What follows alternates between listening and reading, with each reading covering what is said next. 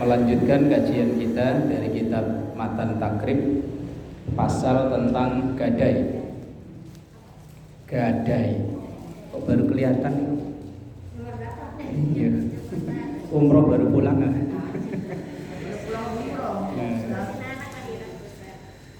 Gadai halaman 83. Kalau yang ini, kalau yang kitab yang lama nggak tahu halaman berapa. Yang lama. Cari di daftar isi. Gadai kan sehari-hari jadi kebiasaannya. Mengatasi masalah dengan masalah baru. Udah ketemu belum? Belum. Kalau yang kitab ini halaman 83 yang baru. Kalau yang lama tahu halaman berapa? 64.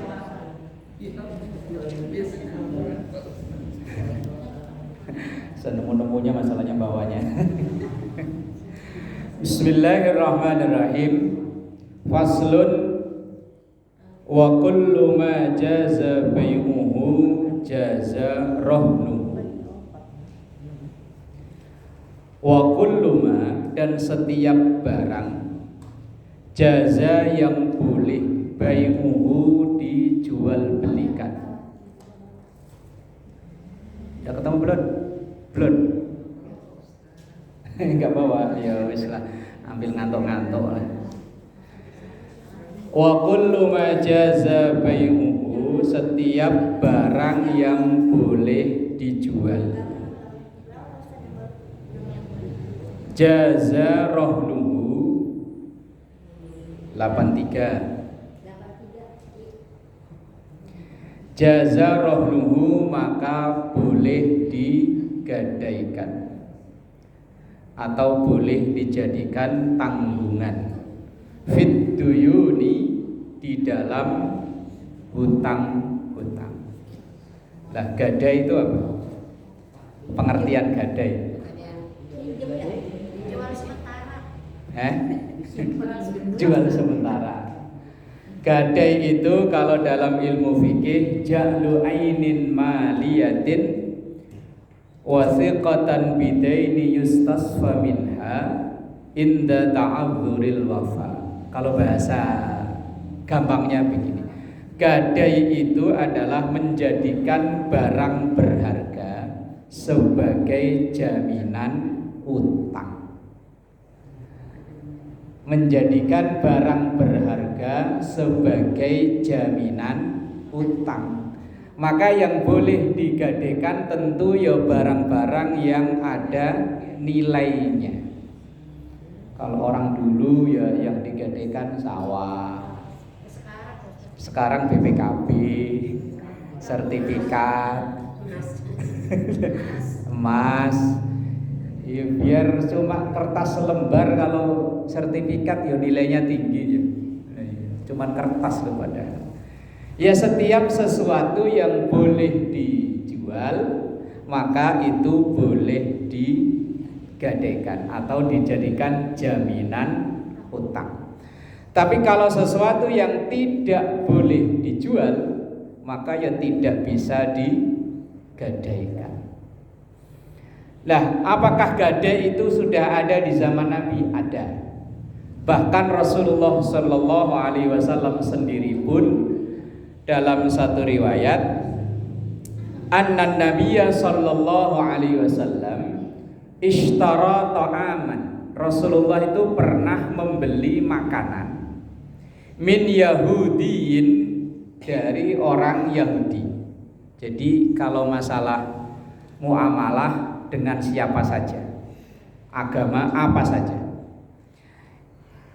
Rasulullah pernah membeli makanan pada orang Yahudi ila ajalin, tapi enggak langsung bayar alias ngutang. Rasulullah aja pernah ngutang ya. Kalau kita kok demen ngutang ya.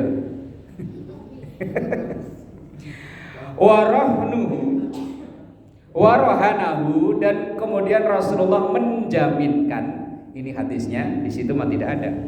Dir'an min hadidin, menjaminkan baju yang terbuat dari besi alias baju perang.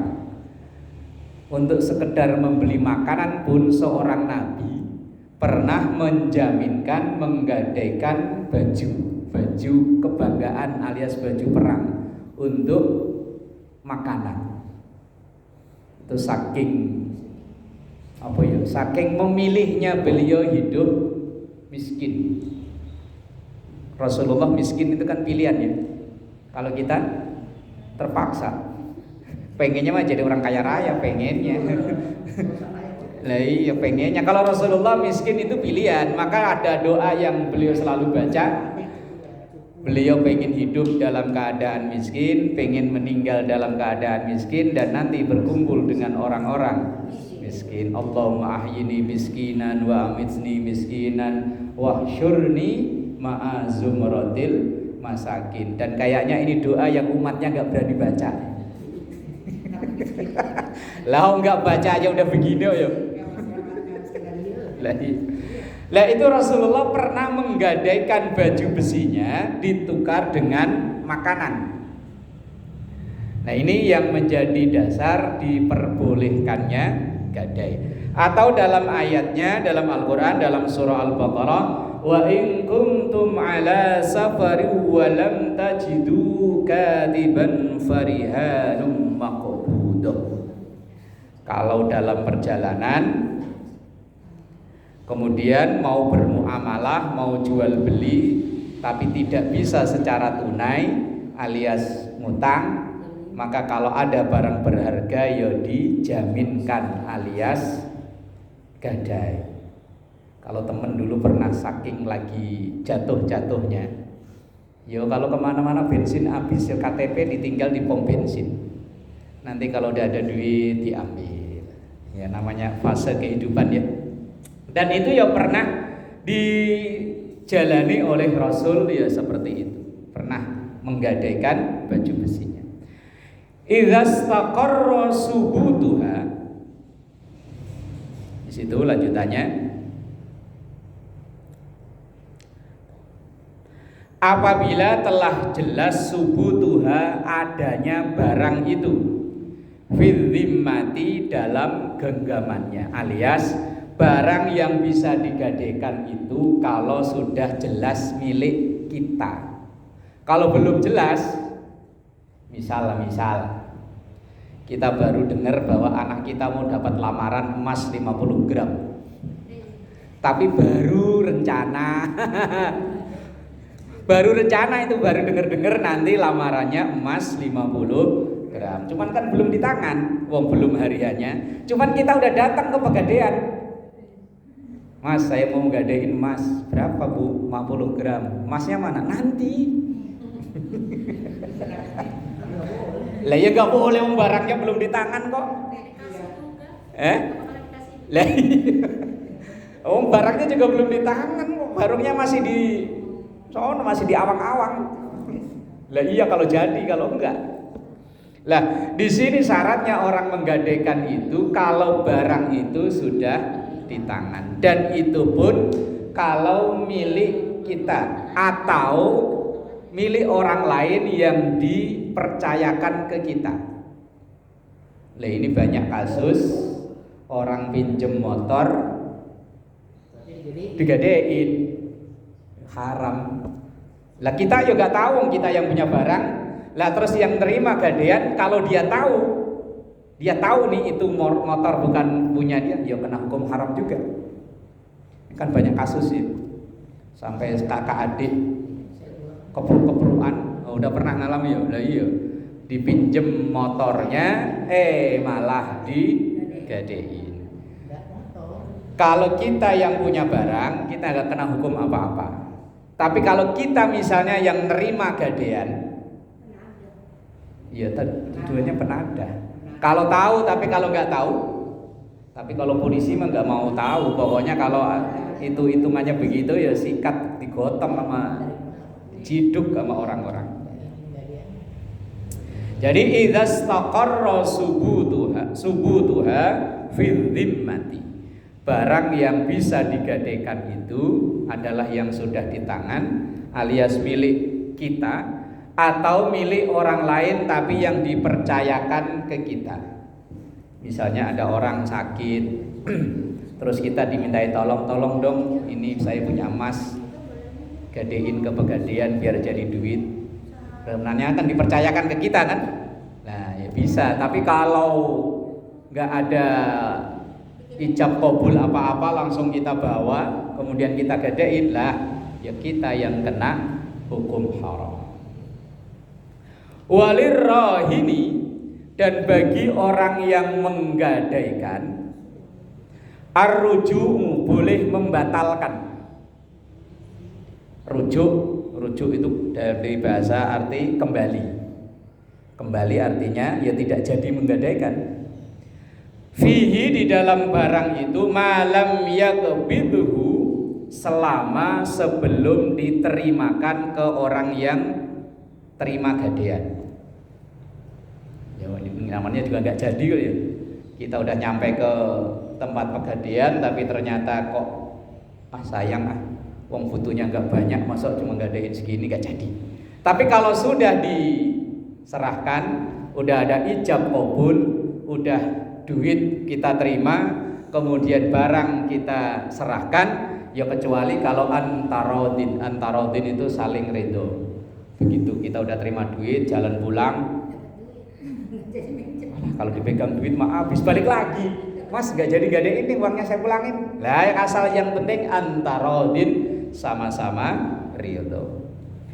Wala yadhmanuhu al-murtahinu, wala yadhmanuhu, dan orang yang menerima gadai, wala yadhmanuhu, dan tidak mengganti, al-murtahinu, orang yang menerima gadai, illa bitta'addi, kecuali kalau terjadi kelalaian. Misalnya kita menggadaikan barang, kita nggadai barang, ada orang ngadain motor ke kita kan yang megang. Lah kalau motor itu terjadi apa-apa, maka kita yang bertanggung jawab.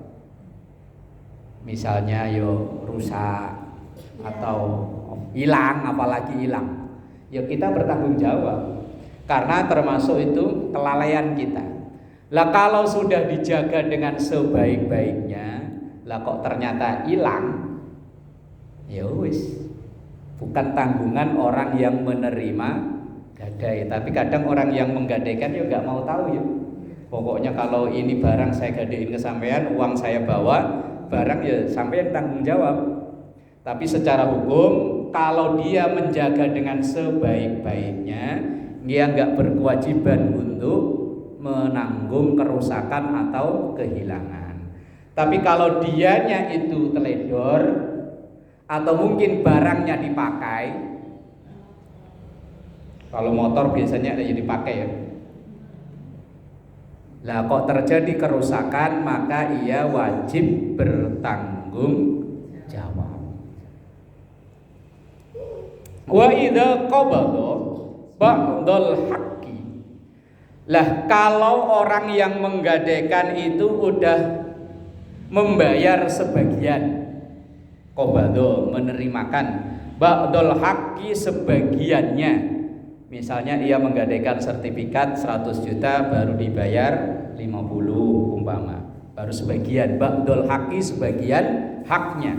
Lam yahruj syai'un, maka belum bisa keluar itu minar rohni, dari gadaian, alias sertifikatnya ya belum bisa diambil, apalagi kalau pegadaian yang resmi, karena harus 100%, kemudian ada biaya ya. Ya kan, yang sekarang kan lagi marak ya di pinggir-pinggir jalan itu, tempat-tempat pegadaian, mulai dari HP, laptop, macam-macam, BPKB, motor, wis 1 jam cair. Lah kalau kita belum bisa membayar 100%, maka kita belum berhak untuk mengambil barang yang kita gadaikan itu. Hatta yaqdiya jami'ahu, sehingga kita membayar keseluruhan dari uang yang kita pinjam.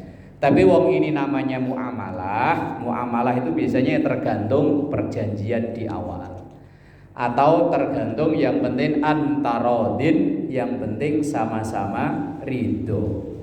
Orang jual beli, orang gadai dan lain-lain, nah itu yo yang penting yang menggadaikan, yang menerima gadai itu sama-sama ridho. Tapi dalam Islam gadai itu dibenarkan alias boleh. Bismillahirrahmanirrahim. Faslun. Wal hajru. Hajru itu menahan. Artinya menahan untuk tidak membelanjakan barang, memakai duit. Misalnya kan begini, ada orang yang meninggal, kemudian orang itu meninggalkan harta yang tidak sedikit banyak misalnya, tapi anak-anaknya masih kecil. Lah kemudian harta itu untuk sementara dipegang, entah mungkin adiknya, mungkin pamannya, atau mungkin diserahkan ke, kalau di zaman Rasul dulu ada namanya Baitul Mal. Baitul Mal itu ya tempat pengelolaan harta. Lah harta itu wajib dijaga oleh orang yang menerima wasiat untuk menjaga harta itu.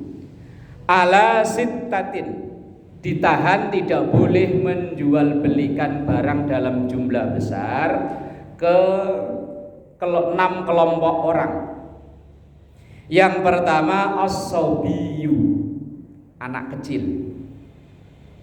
Dan anak kecil kan belum tahu transaksi jual beli atau belum tahu pasaran harga satu barang. Maka anak yang disebut masih kecil ya belum boleh untuk, atau transaksinya dihitung belum sah, kecuali yang hanya barang-barang yang harganya, anak yang beli jajan cuman paling-paling 5.000 sampai 10.000 ya enggak masalah. Ini yang dimaksud adalah harta yang dalam jumlah besar.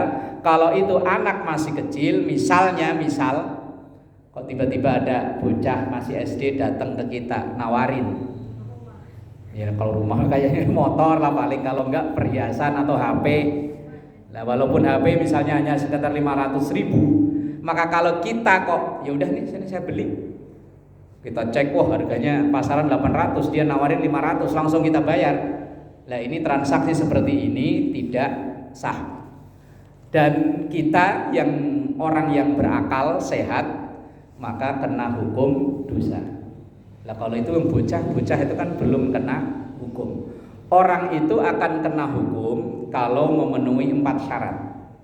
Hukum baginya akan berlaku kalau memenuhi 4 syarat. Pertama, cukup umur atau balik. Tanda-tanda balik dulu waktu awal ngaji kitab ini sudah dibahas kan ya. Kalau perempuan sudah menstruasi, laki-laki sudah mimpi wajib mandi atau sempurna 15 tahun. Kedua, orang baru hukum itu berlaku apabila akalnya sehat. Biar udah dewasa umur 30 tahun tapi akalnya cuma 7 on, enggak genep sekilo. Nah iya kan, kalau ditanya seringnya enggak nyambung. Neng dari mana? Udah 7 hari saya di sini. Ini diomongin enggak nyambung, beli es kelihatannya kayak ada asap, ditiupin. Kok ditiup, neng panas, semua ada asapnya. Nah, akalnya enggak genep, berarti orang begini tidak dihitung mukallaf namanya. Kalau ia misalnya mengadakan transaksi dalam jumlah besar, tidak sah. Bagi orang yang waras misalnya, ada orang kayak gitu datang-datang, nih HP gue beli nih. Kita yang waras tidak boleh melayani. Kemudian yang ketiga, orang yang tidak cacat dari lahir penglihatan dan pendengaran. Orang kalau dari lahir cacat penglihatannya, cacat pendengarannya, maka itu tidak mukallaf. Mukallaf itu artinya hukum tidak kena ke dia. Dia nggak sholat, nggak puasa, nggak apa-apa. Kalau dia terlahir dengan cacat penglihatan dan pendengaran dari lahir loh ya. Kalau udah dewasa misalnya karena kecelakaan atau karena penyakit, lah kok dia baru nggak bisa mendengar, nggak bisa melihat, maka ia tetap mukallaf. Tapi kalau dari lahir emang cacat penglihatan dan pendengaran. Lah terus gimana ngajarinnya? Untuk diajarin syahadat, wong yo nggak ngelihat, nggak denger, ya wes. Kalau ada orang yang seperti itu, maka ini disebut dengan fatrah, tidak mukallaf. Kemudian yang keempat, syarat mukallaf itu orang yang dakwah Islam sampai ke dia. Lah, maka ini disebut dengan mukallaf. Lah, ini tadi as-sabi, anak kecil, anak yang belum cukup umur, maka dia belum mukallaf. Maka kalau ia misalnya punya harta dalam jumlah besar atau mengadakan transaksi dengan jumlah besar, maka tidak sah, alias kita yang orang mukallaf tidak boleh bertransaksi dengan anak kecil itu. Kemudian wal majnun, nah udah umum lah, orang gila.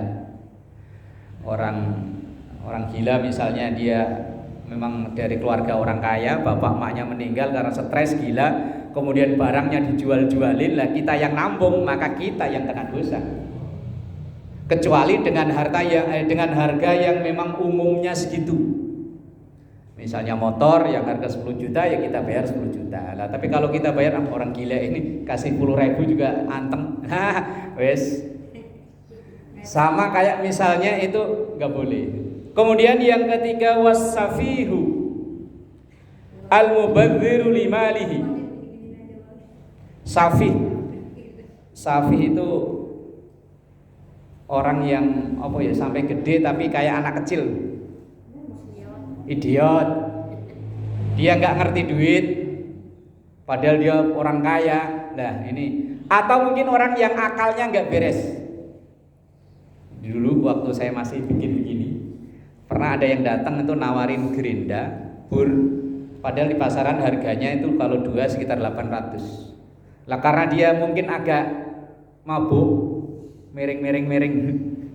Pak, bayarin ya Pak, ini Pak, ini masih baru Pak, 200 aja dah. Wah, bahaya ini. Kalau dia enggak, kalau kita yang waras kok, ya udah nih 200. Kesempatan ini.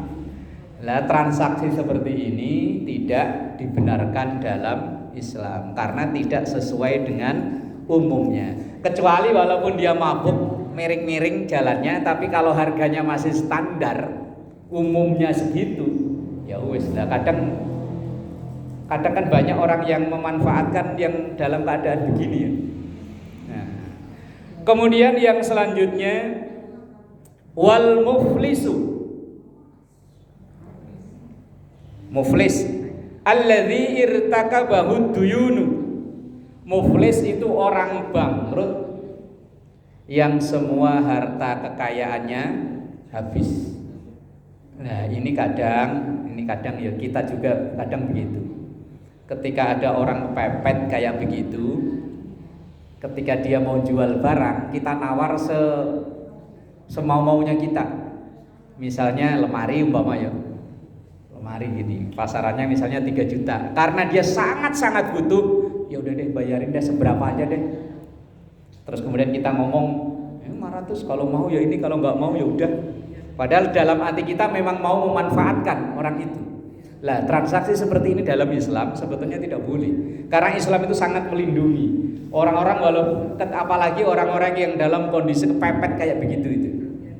Kadang ada orang yang kepepet karena anaknya mau butuh banget, kemudian jual barang selaku-lakunya.